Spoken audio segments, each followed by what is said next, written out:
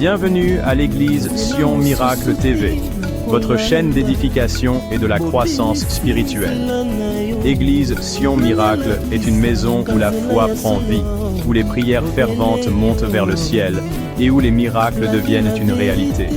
Ici, nous croyons en un Dieu vivant, puissant et fidèle, capable de transformer les vies, de restaurer les cœurs brisés et d'apporter l'espérance à tous ceux qui viennent. Chaque culte est une occasion divine de vivre une expérience profonde dans la présence de Dieu, d'être renouvelé par sa parole et de ressentir le feu de l'Esprit Saint. Église Sion Miracle, un lieu où les promesses de Dieu prennent forme et où la gloire de Jésus-Christ est exaltée. Bien-aimés dans le Seigneur, soyez les bienvenus dans la présence du Dieu Tout-Puissant.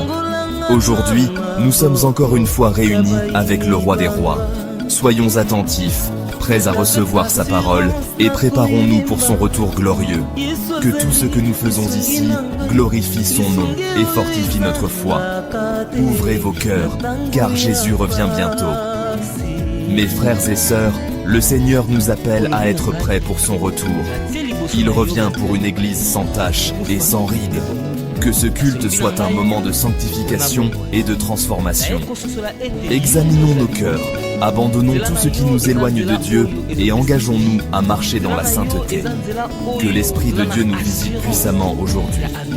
Bien-aimés, si ces prédications vous bénissent et fortifient de votre foi, soutenez-nous en aimant cette vidéo, en la partageant et surtout en vous abonnant à notre chaîne Église Sion Miracle TV. Activez la cloche de notification pour ne manquer aucun message puissant qui vous prépare au retour glorieux de notre Seigneur Jésus-Christ. Laissez-nous un commentaire pour témoigner de ce que Dieu fait dans votre vie et pour nous encourager à continuer cette œuvre. Vos interactions nous aident à répandre l'Évangile encore plus loin. Soyez bénis et restons connectés dans la présence du Seigneur.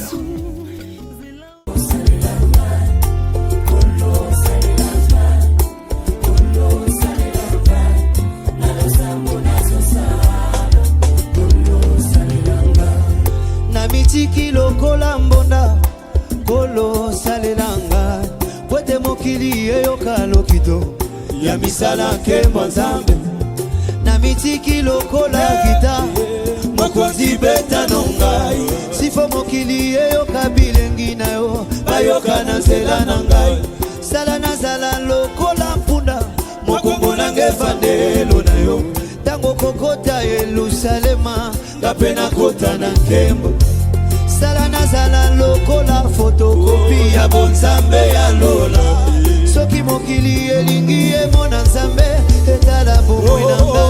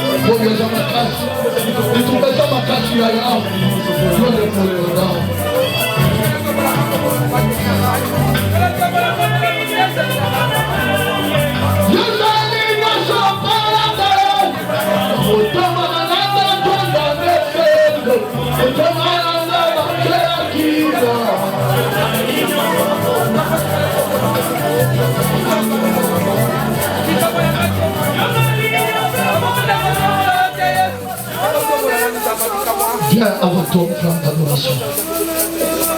Approche avec ton plan d'adoration. Poussana Nambeganayo.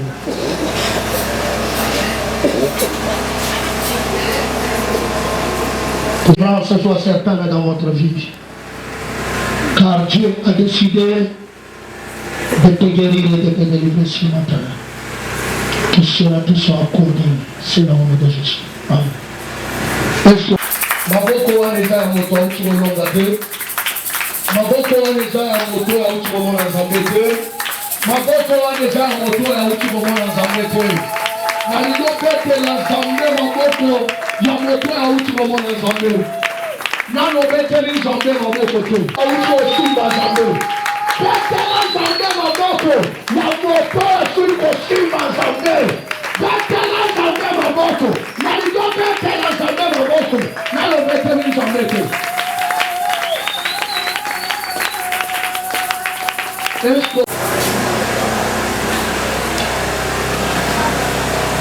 Osaya kofanda na se, ngala ndio fanya na se. Koselaka te paya kakakopesa yo mbote mikomino sote sino bazotikela yo mikumba.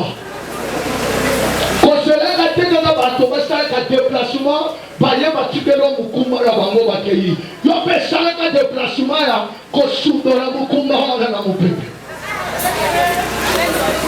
Est-ce que je sala yango? Est-ce que je sala yango? Est-ce que je sala yango? Chikami kumbanyo songa dobe maki. Kolona yo, eni mwana tonga lelo, na komona! Na komona! Zambe na lola pambola yo. Zambe na lola apambola yo. Lola apambola yo. Amen, amen. Tozoleka na liloba nzambe. Na tonga lelo na kozala molaite na kozala mokuse. Amen, amen. Juge chapitre 13, le verset 2 au 6e, et nous sortons, nous lisons 10 au 21. Juge chapitre 13, verset 2 au verset 6, et nous sortons de 10 à 20. Totangi na kombo na Yesu. Il y avait une de Danit et qui s'appelait Manoah.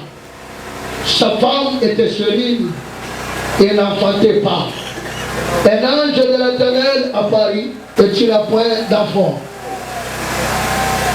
Tu deviendras enceinte et tu enfanteras un fils. Maintenant, prends bien garde,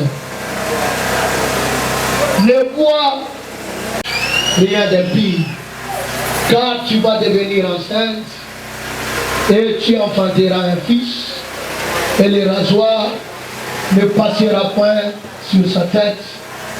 Ce sera lui qui commencera à délivrer Israël de la main des Philistins. Verset 6. La femme allant dire à son mari, un homme de Dieu est venu vers moi et il avait l'aspect d'un ange de Dieu, un aspect redoutable. Je ne lui ai pas demandé d'où il était et il ne m'a pas fait connaître son nom. Le verset 10. Promptement, donna cette nouvelle à son mari et lui dit, voici l'homme qui était venu l'autre jour vers moi, allant vers l'homme et lui dit, est-ce toi qui as parlé à cette femme? Il répondit sur moi. Maman a dit maintenant,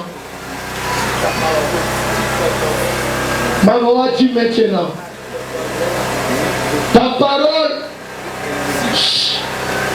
a fait. L'ange de l'Éternel répondit à Manoah, la femme s'abstiendra de tout ce que je lui ai dit. Elle n'écoutera d'aucun produit de la ville. Elle ne boira ni vin, ni liqueur forte, et elle ne mangera rien d'impur. Elle observera tout ce que je lui ai prescrit. Manoah dit à l'ange de l'Éternel, permets-nous de te retenir et de t'apprêter un chevreau. L'ange de l'Éternel répondit à Manoah, quand tu me tiendras, je ne mangerai pas de ton main, mais si tu veux faire un holocauste, tu l'offriras à l'Éternel. Manoah ne savait point que ce fut un ange de l'Éternel. Et Manoah dit à l'ange de l'Éternel, quel est ton nom, afin que nous te rendions gloire quand ta parole s'accomplira. L'ange de l'Éternel lui répondit, pourquoi demandes-tu mon nom? Et l'offrande et fit un sacrifice à l'Éternel sur les rochers. Il s'opéra un prodige pendant que Manoah et sa femme regardaient, comme la flamme montait de dessus l'autel vers le ciel, l'ange de l'Éternel montant dans la flamme de l'autel. À cette envie, Manoah et sa femme tombèrent la face contre terre. C'était la parole du Seigneur. Est-ce que comme était là, jamais la lola, mais ma boko à moto à outil kolonga. Malingo pete l'ensemble, ma boko à moto à outil kopanga misala molini. Malingo pete l'ensemble, ma boko à moto à outil kopongo la lola, la boko manela la lola. Malingo pete l'ensemble, ma boko à makashi, la moto à outil konsoa, oya utango malam, kawa watani konuka, ashi yango, pete l'ensemble ma boko. Jamais la lola pas mon jamais la lola pas mon ça fait mardi. Tozo lobela. Amen, amen. Je sais ndengeni noko batela di pamoja. Kala moto asapembele na yo ndengeni noko batela di pamoja. Amen, amen. Comment garder la bénédiction de Dieu dans votre vie? Amen. Soki oyebi kobatela lipamboli te okobungisa yango.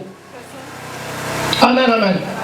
Omoni oyo yo ozoluka moto mosusu aza mpe nango mposa. Soki oyebi kobatela lipamboli te yeba ke bakobotola yo yango. Ebele basimba lipamboli manki ya koyeba kobatela yango bakenda nango mosika te. Ebele nzambe apesa bango mbongo parce que basanga moyeni na kobatela mbongo esila bango batikala maboko pamba. Ebele nzambe apambola bango apesa bango libala bayeba kobatela libala te lelo base retrouva libala yeba te ndenge babatelaka. Yaya lipamboli soki oyebi kobatela yango te bakobotola yo yango. Oyo yo soluka oyo sa nango na moka molili basoluka yango. Oyo yo sosimba oyo sosakana nango lelo oyo somona yango pamba na molili ya libota na yo basoluka yango. Comment garder la bénédiction de Dieu dans votre vie? Amen, amen. J'aimerais que ceux qui écrivent ça, c'est très important. La première part pour garder la bénédiction de Dieu dans votre vie, dans vos laïcs, tu ne peux pas oublier la source de provenance.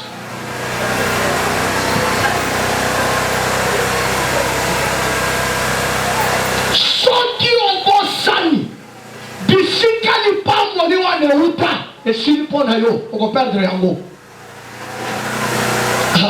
Aujourd'hui c'est très dur. Je vais prêcher dans quelques minutes. Première fois pour la combattre la lipamboli ensemble, tango molai, e umela na vina yo.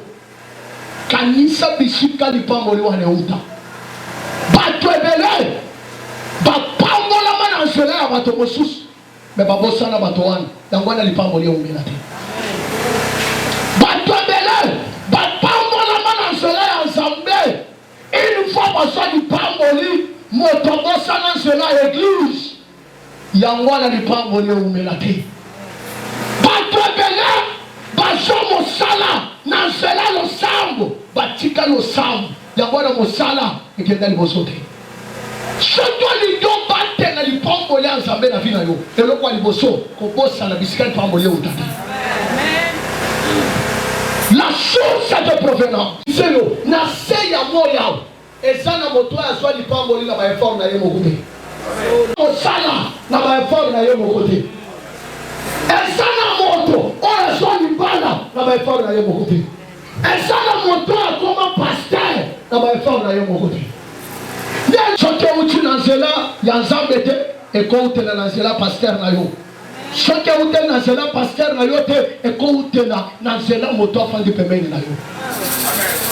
Mais lelo bato baso bosana oyo esala bango baza yango na lipa outi koso lipamboli na 28 jours na ye kote ya yo omoni osengi na 28 jours kala mingi te ezolaka nzoto amen na yo za fable.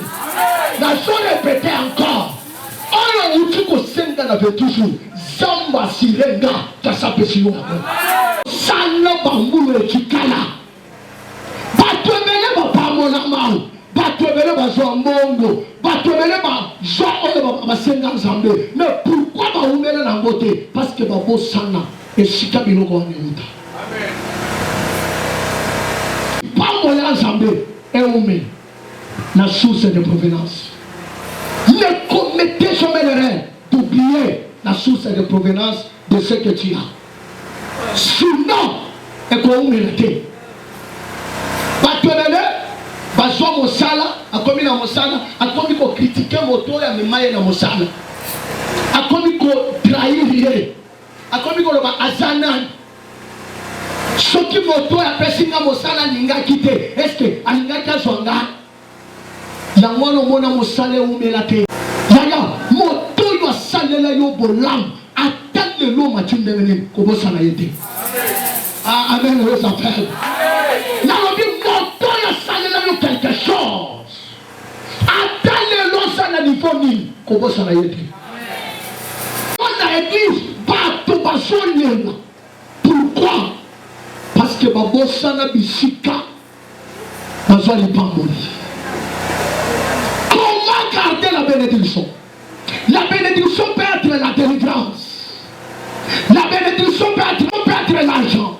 La bénédiction peut être la paix que tu as. Ce qui au bon sang, source à provenance, il y a pas que les femmes qui ont été dans la côté. Tous les jours de ta vie, quand il savait qu'on a ça de l'eau, et ça qu'on a monté terre. On a ça de l'eau, et ça qu'on a ensemble. Amen, amen. Premier point. Deuxième point, où est-ce qu'on s'en que on battait dans les pambos? Qu'on peut s'en aller, bateau, et va sungayo, na tango ya passe. Amen, amen. Si tu veux garder la bénédiction de Dieu, n'oubliez jamais les gens qui t'ont soutenu dans les moments difficiles. Amen, amen. Les missions de l'eau n'a pas la moralité.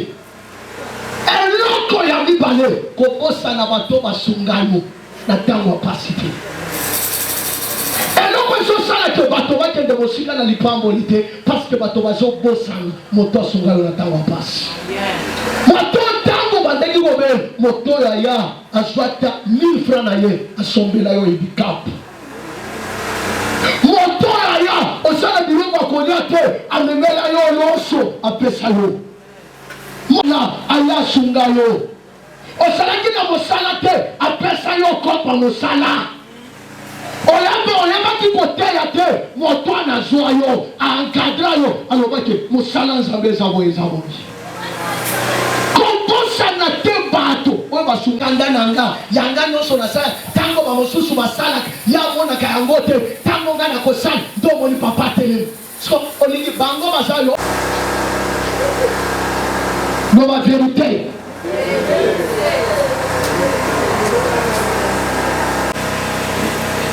Vérité. Ceux qui t'ont monique, au souci que la bateau pamba, toi et Misayote. À l'occasion de rien, on m'a dit qu'à moto kangelo. À l'occasion de rien, on m'a dit qu'à moto kangisi bateau kengemi. À l'occasion de rien, on dit que tout ça le dit. Totalement la canelo yo. On est sakabatoire. Gaïna côté ya kayo vérité que mon ko changer. Si mon ko tika bisale ya mabe, tu gagne bisalo. Donc kende lona pona le savoir, poto so sambe la mingi te. Poto so chene mingi te. Donc kende lona pona bisaleli. Bisaleli ndeko me biso la lola. Soto so sambe, o so kila, o so pesa ba offrande, mais bisaleli na yo sa mabe. Quel ça change bisaleli? On me fait semble la mingi de kende lona, tele kuteli no kende lona kuna. Na bisaleli na lona, langage mabe. Nakota. Naloba. L'homme bien le Kelinga. Vendredi, vous savez le combien? Samedi, tu seras le combien? Vendredi, tu seras le premier. La première. Moi, je ne peux pas m'accouper. Ma maman m'accoupe. Yaya m'accoupe. Mais tu m'as dit que stati. Na mi tout le monde là que quand mon papa là ça va que pour la bombe. Yo mando sou. Pour tailler la stati. Les autres sont là qui s'habillent sont des gars là ni na papa là. Quand ça va que la bombe. Yo mando kana là. On va dans sou là. On va dans ben là un doki. On doit tout mayo. On doit tout mayo na kotou. Papa on a c'est quoi? On a quoi?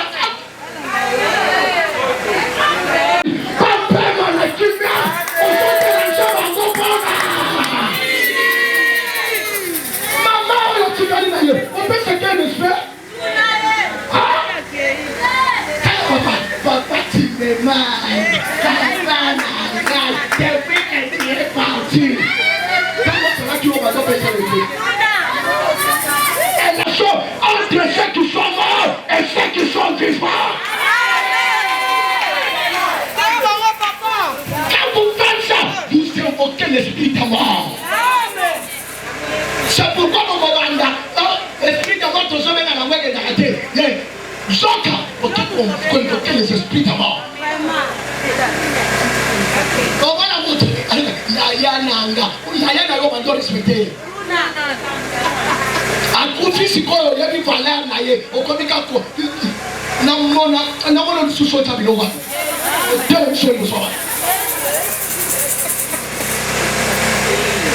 chrétiens font ça. De ma souhaiter là. Mais il y a tellement de photos que tu me souhaites plus là-bas. C'est moi votre père. C'est moi votre père.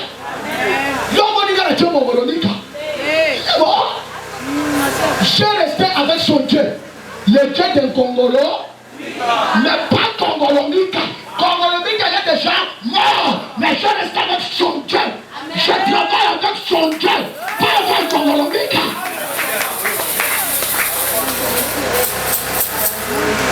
Papa, tu me mal. Maman n'a vu mon tigala naïe. On peut sacrer respect.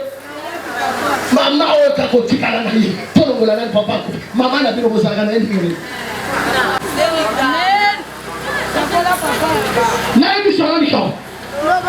Il y a 4 catégories de personnes que tu ne veux pas oublier dans ta vie.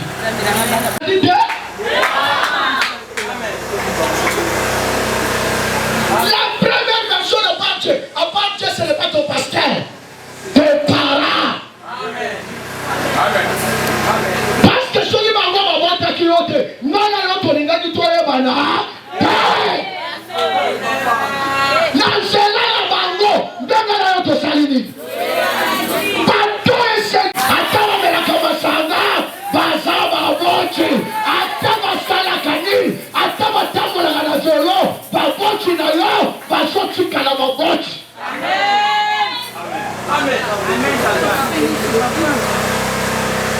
la personne John Kabambate, pas hypocrite, ma zone respectée John Kabambate, maman n'a pas respecté la bangote, papa n'a pas respecté la bangote.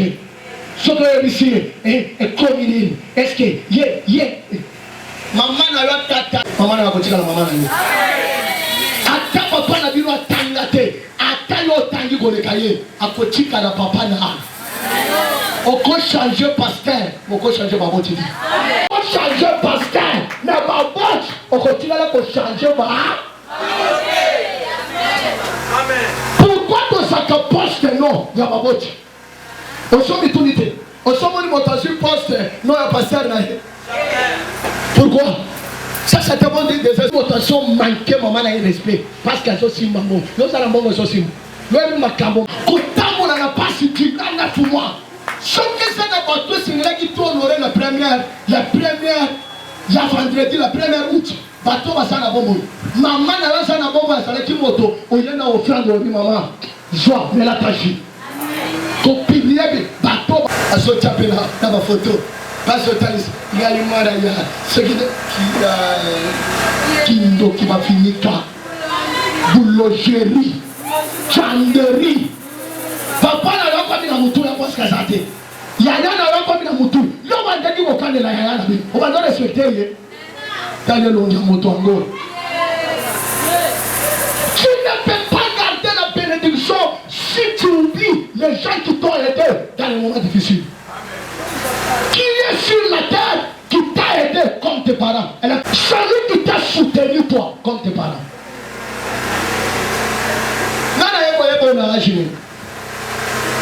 Kobanda ajo zala ki tira ajo kono. Ngana bando sungayo. Pour respecter la koleka ba parents yo. Hypocrite. Yebisa tira ki hypocrisie. Au monde, c'est là qu'au monde on dit que tu reviens dans l'esprit de mort après cet événement. Par mon toit Koufa à Kenda Kopem. Un jour, Saoul a séquissé prophète Samuel. Bible solo baké tango nganga so invoqué prophète Samuel. Prophète Samuel a zobi mazwe bisa Saoul. Tikanga na prema. Ozana ba prophète ya ko consulter kuna. Amen ayo pema na kimia. Ya bisa tika mama na pema na kimia. Ozana bato, bachoni kama obosana bango. Est-ce que l'on a Kabango?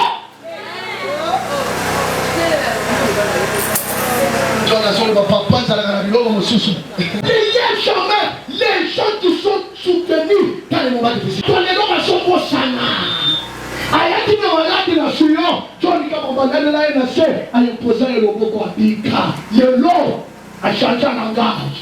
Ba mosusu ba komi ko bima ba prophétesse. Mosusu ayazo bisanga ke papa. Chikana nongana tale na yeko. Na ye na kosala ni. Dans sa prophétesse, je crois qu'on voit que tout le monde a la boria. Fanda na ye ya. Ozapro. Silisa makamoro ba. Tango ko silisa ngonga na koyango pango na bini.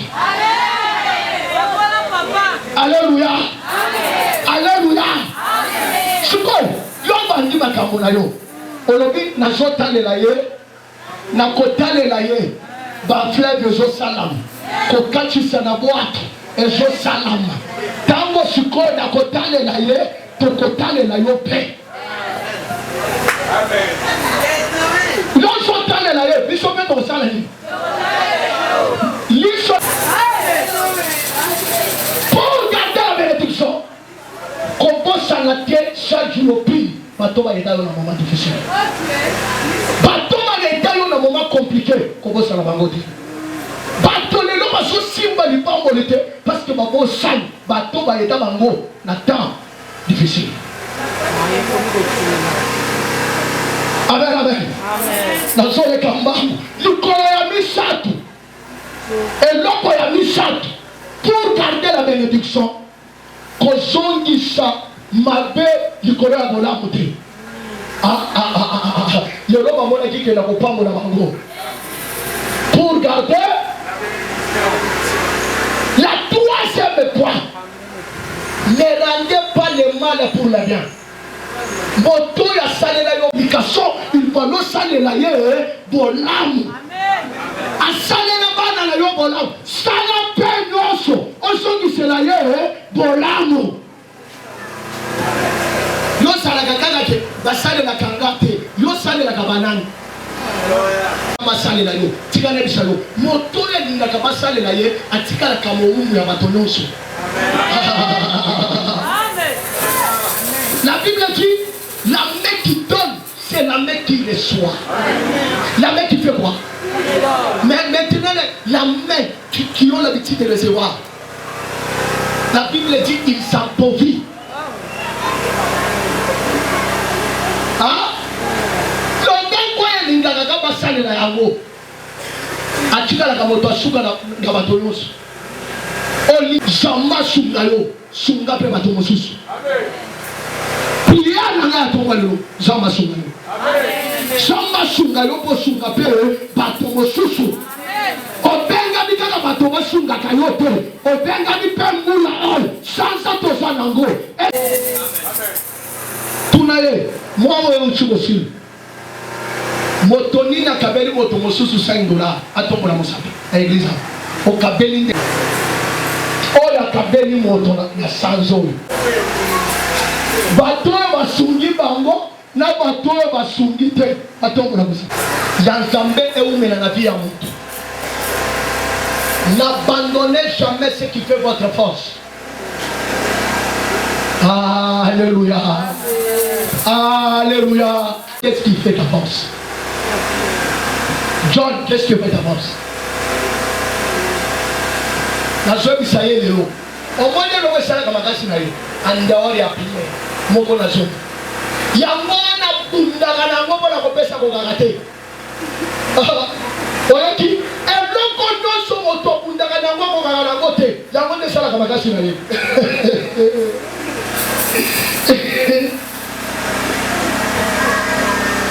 Alléluia. Alléluia. Eloko nyonso moto bundaka na ngozo kokate. Ndelo wesala kanini. Tunaye eloko ndilo bundaka na ngozo kokate.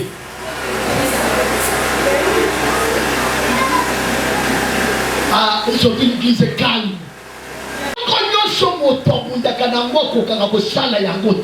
C'est ce qui fait sa force. C'est la dîme qui fait ta force. C'est pourquoi on va regarder. Le diable connaissant que c'est cette chose qui fait ta force. C'est pourquoi au marteau. Comment garder? N'oubliez jamais ce qui fait ta force. Soto kokaka mabolongo te, yebake mabolongo te makasina. Soto kokaka lo sambo te, yebake lo sambo de force na. Okokaka kopanga nzambe te, o se force. On le bien le qu'on a tiré yango, mais au somo kako tika yango te, yebake lo qu'on a déjà sala makasina. Tango ko tika yango, oko sala la makasi. Eloko moto kundaka na ngoso kokate. On soit comme engagement, on va honorer. Il y a un engagement de force. Il y a le diable connaissant à se permettre de faire. Et son quota, et son fanda. Dans son fanda, comment garder la bénédiction de Dieu dans votre vie? N'oubliez jamais ce qui fait votre force. Et toutes les choses qui te forcent. Alléluia. Alléluia. Ça c'est la 4e point. N'abandonnez jamais ce qui fait votre force. La 5e chose.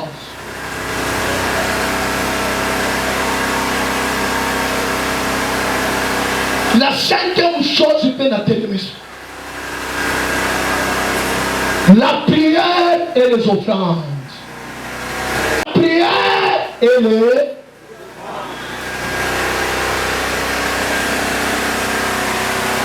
la prière et les offrandes fait que l'homme garde la bénédiction.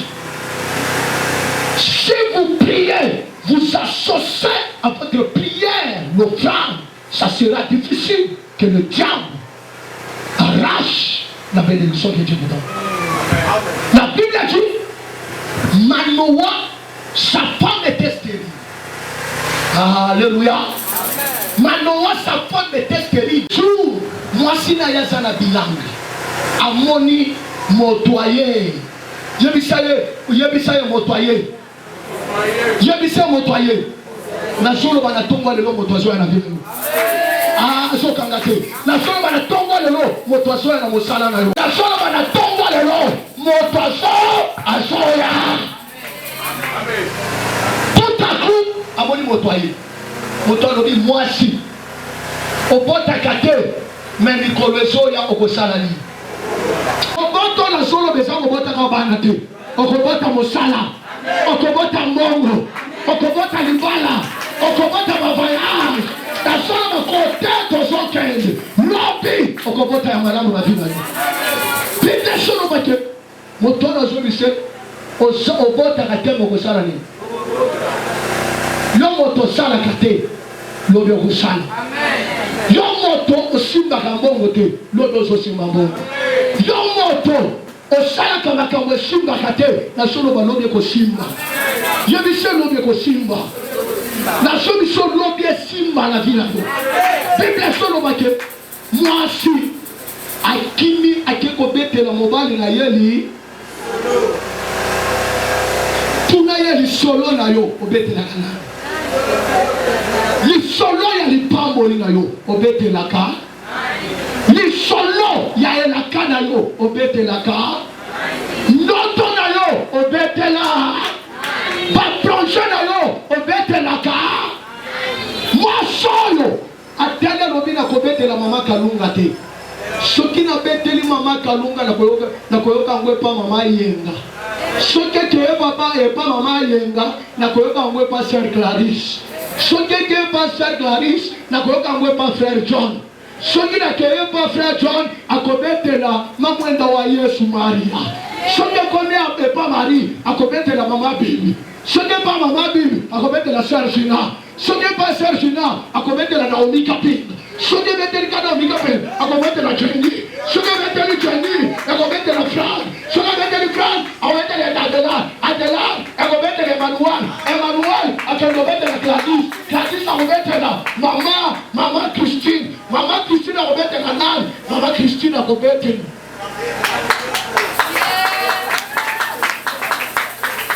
asokende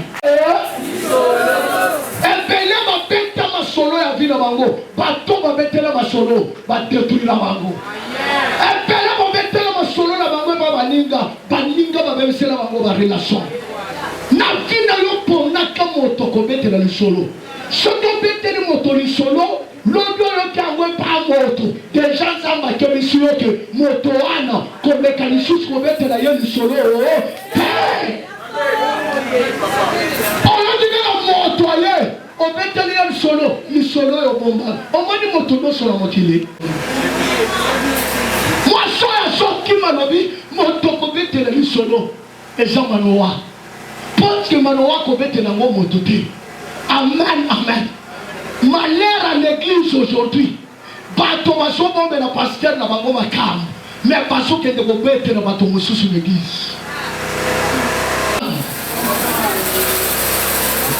amen mwaso azokende azobetela bango masolo papa ntango nazalaki nenanga namoni moto aboyo mpe azodeterminer namoni moto wana aza kitoko elongi na ye esalinga bien esalinga ilai eningisi ngai moto ndenge nini akoningiselanga mwasi boyo mano azokota losambo yebisa ye losambo yebisa losambo ezongisaka oyo tobungisa yebisa ye losambo ebungisaka oloba na losambo oti kosala oyo obungisa na vi na yo ezonga amen na yo nde ezafale alobi nyonso obungisa na vi na yo na losambo toki kosala ve toujours zambe na mano wasosala losambo ezoloba nzambe moto oyo tindelinga mwasi na nga asala nini nazoloba ya yo ezonga na ya oyo obungisala bandoto esala nini oyo obungisala etamboli na yo esala nini nazoloba oyo obungisa ezonga mongo ezonga libala esala nini oyo obungisa lobi lelo ezonga oyo pesi na amen leo netinga na polele oyo bakisi amen baloba oyo elokalizaki na yo ntango asambeli bible ezoloba moto oyo asalaki nini azongi ntango azozonga mano azongisa ye yo nde moto oye alleluya alleluya alleluya kobota bayebisingaki ozozwa mosala yalaka tonga lelo bayebisinga nakoyebisa oke yo okozwa mosala yo okozwa mbongo yo okotenga te yo okokufa te babundisa te bango nde représente l'église Manoa c'est toi l'ange de l'éternel secret Dieu m'a parlé pour t'annoncer ce qui doit arriver avec Dieu va te confirmer que ce que je te dis c'est vrai. Je dis, Dieu va confirmer mes paroles. Même dans tes songes aujourd'hui, tu verras. Dieu te confirmer que ce que mon serviteur a parlé, c'est vrai et ça va s'accomplir. Amen. Alors son autre chose du monde. Jamais les gens qu'on nous sommes attendus à d'autres. Parce que mon aussi mon Dieu, le Dieu de ce esprit de prophète, il va confirmer ça aujourd'hui. Je dis, il va te confirmer. Même dans tes songes, tu verras la confirmation de ce que je te dis. Tu verras comment il va à la. Et je te dis, cette année ne terminera pas. Je bénirai ton mariage. Cette année ne terminera pas. Tu vas commencer à me donner la dîme de $100.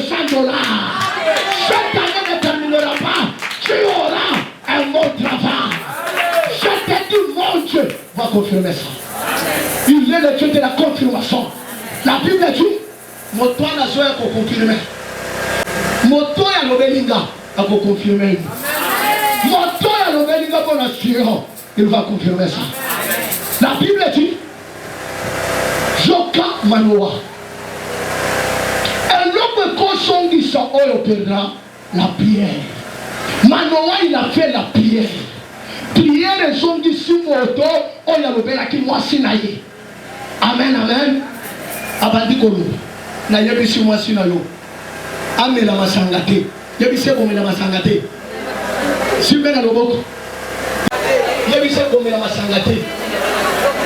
Poma sange langu saka. Poma sange pelu saka. Et ça la maman va ça. Sota fandeli masanga. Ata mobala na kabongo te. Yebisi chika masanga. Yebisi chika masanga.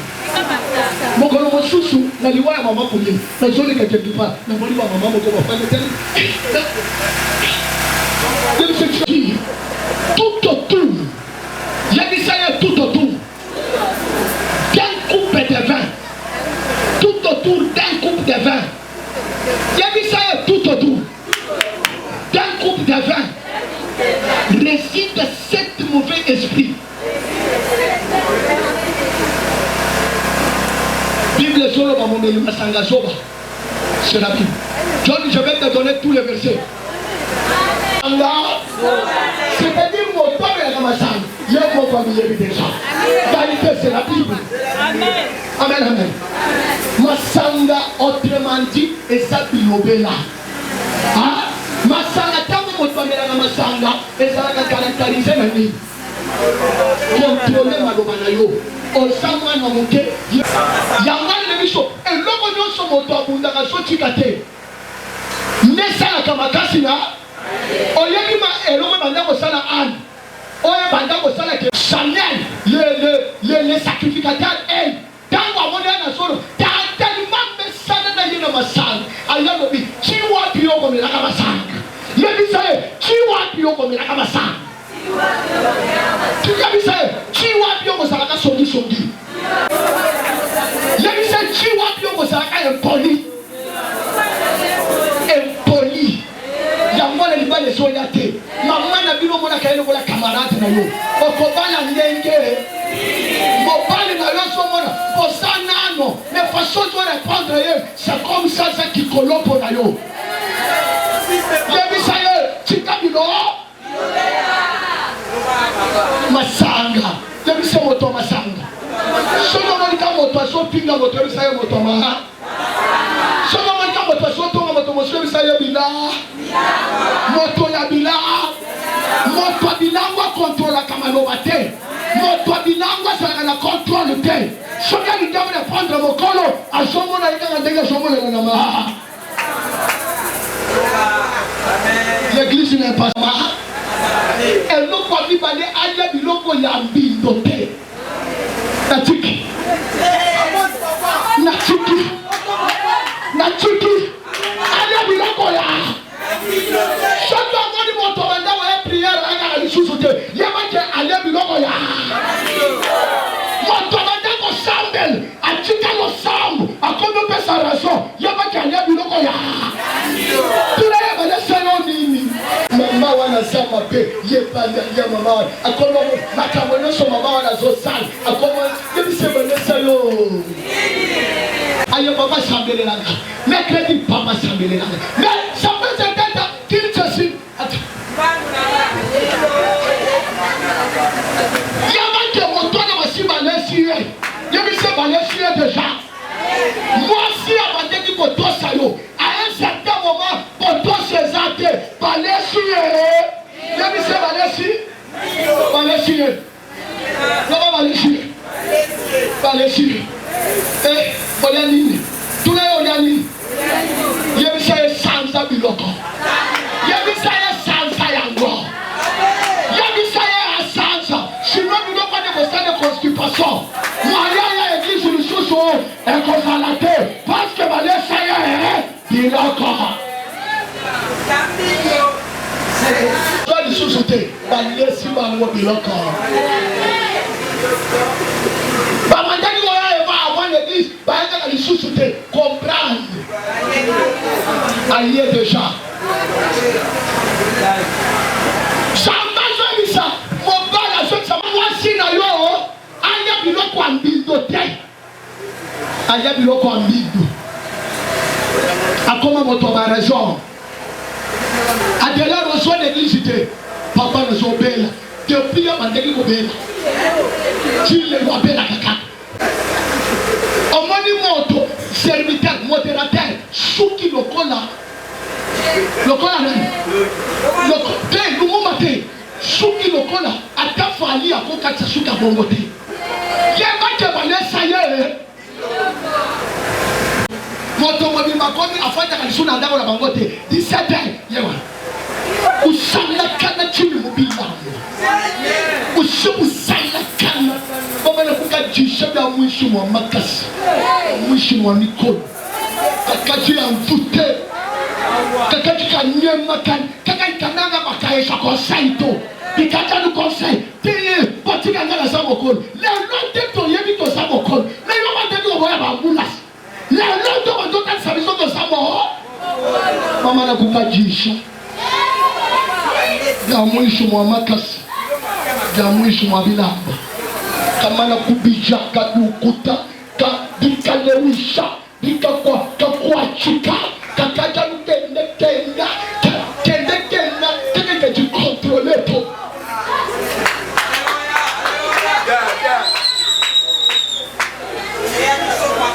soki basi balesi mwana biloko nai natala na natali kaka oyo balesi ye ba omona même attitude na ye l'église attitude même na ye pa baboti na ye attitude pa ya bakartier neke balesi ye omoni mwana mobana bande okamba pila tozototoka akomi okamba pila tozolanga yabake balesi ye akomi koya telema balesi bilesalesa akomi koya nango na église azolalisa biso pepo soka monika serviteur azoka bapriere azolanga comprendre ke balesi ye ketebisa ye kekikelanganga moko na ye je peux parler je peux m'arrêter par-ci ah ça suffit balobi na tika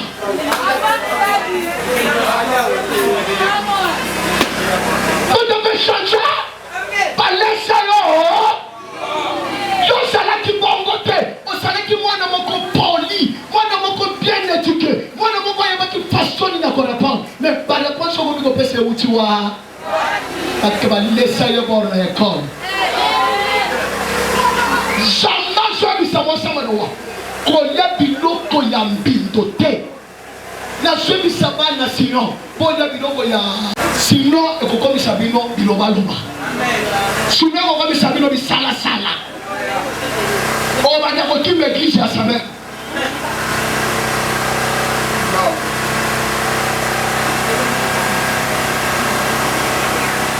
nazalaki na mosolo nanga asosenaki prière dans le ciel depuis balesa ya ba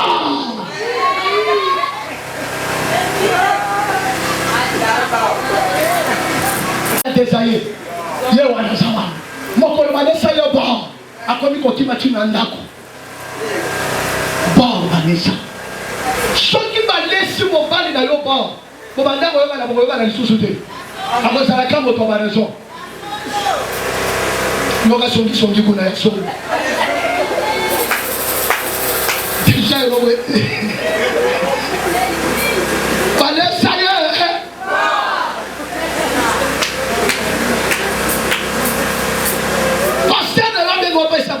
tes papas au monde, raison. La comprenez déjà que all va se passer. Amen, amen. Je me sais 100 ans. Je me sais le los de nos 100 ans. La Bible dit, na fête ya kana, balesa babelisa bango biloko ya makina ko kende au-delà même à 15 ans. Balesa ya biba, babelisa bango biloko ya mabe. Tango Yesu abongo ni maye komi vie. Apesi ba pato basolo bake papa daga nano na biloko ya malamu après biloko ya mais oya bakina biso biloko mabe parce que basala kini babelisa bango biloko ya chikaya sokota katikati na yo sansa ya mabe ya sokota katikati na yo ya elisama kono mosusu atindi bato bagende kokata bandunda baya kolamba moto moko aye akeko kata maticha mabe aye ko nambela bango Bible soloba tango bana ba prophète yebisa bana ba prophète c'est-à-dire biloko mabe banesa kaka ba limité même bana ba sakoni bakone sabaha même ba serviteur na ba servant bakone manoa yebisa lo biko kende tela c'est la dame yebisa c'est la dame yebisa sambazela Yebi sanzambe, yebi se nzamba ngongolomi kazelana. Yebi se kotende musi. Na pesa yo mbeka. Tunaye façon yo o pesa na nzambe offrande. Alléluia. Nazo pungulu. Tango ange, tango manuazo lo ba pesa mbeka. Ange azo boya. Batoba lo ba ke offrande to pesa ba pasteur. To pesaka ba pasteur à travers Jean de la Bango. Amen. Bible solo ba ke ange solo ba gate. Bonzela nani. Parce que nai na pas molaka. Moto mona confrère sana. Moto son confrère de sana. Moto ya na pas confrère de sana. Ange solo. Pourquoi l'ange a refusé? Parce que l'ange était, c'est-à-dire qu'il était l'ange, il était encore l'éternel. En tant qu'ange, il a refusé l'offrande. En tant que l'éternel, il a admis l'offrande. La Bible dit, ange, à son soit l'inkend. Ayebishi, manoa que tu as offrande de Koloya. Offrande de la roche à Koloya.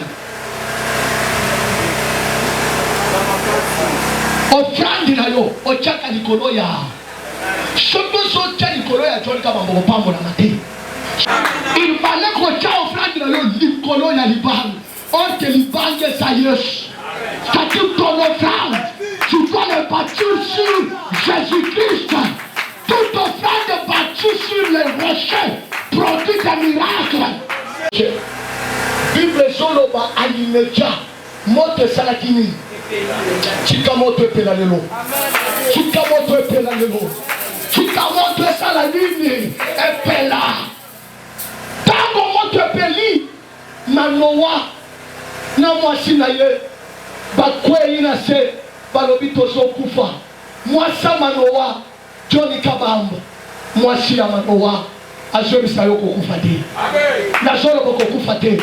Azobisa manoa okokufa Hey, soki tolinga kitokufa na biso hey okokufa te na lobi okokufa soki olinga tokufa Zamba linga kanji mokota na 2025 te soki olinga tokufa Zamba linga kanji okota na 8e mois te okokufa liwa nyonso batindeli yo esonga kaka bisike uti na Kongola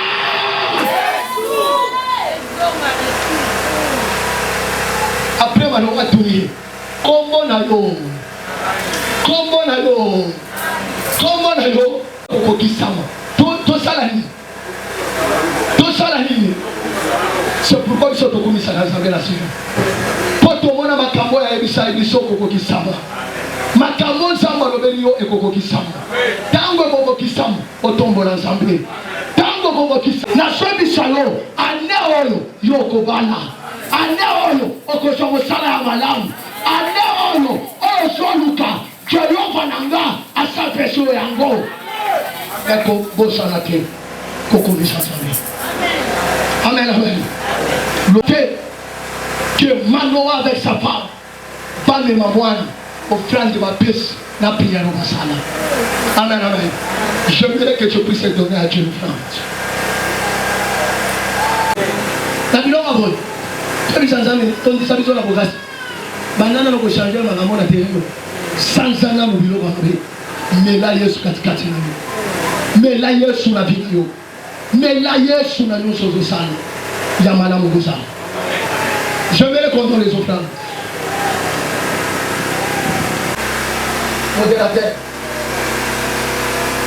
Modérateur a eu au Bimana 9h10. Chemise repassée. La ligne m'a topé sans avoir offrande à vous. Comment ça me dit? Viens donner à Dieu l'offrande. Pas à Dieu le gamin. De 20 millions. Deux offrandes des hommes ici à la scène. Na moi autocoach nazala mutu nazala mokila te na moi autocoach nazala liboso na malamu ya mabe te sambe na nzambe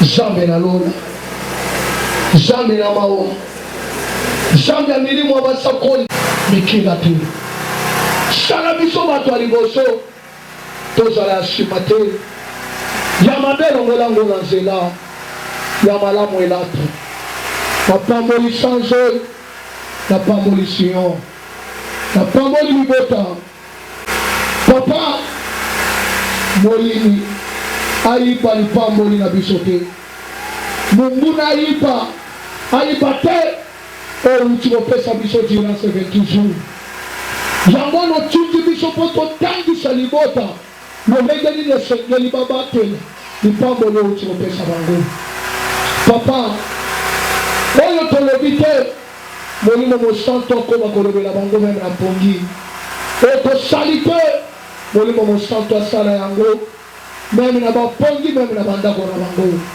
papa longola ya mabe ya malamu ezala na biso napamboli sanza oyo napamboli libota mpe napamboli eglise na nyonso tokuta ngolu mpe mawa na kombo na yesu amen. Tomemilo yeboawa koyembela mwana nzambe abongila kemo nyonso kombo na ye Emanuele namona na nga nanu nzambe te lokola yesu masiya abongila kemo nyonso yango lelo tozosanzolawa.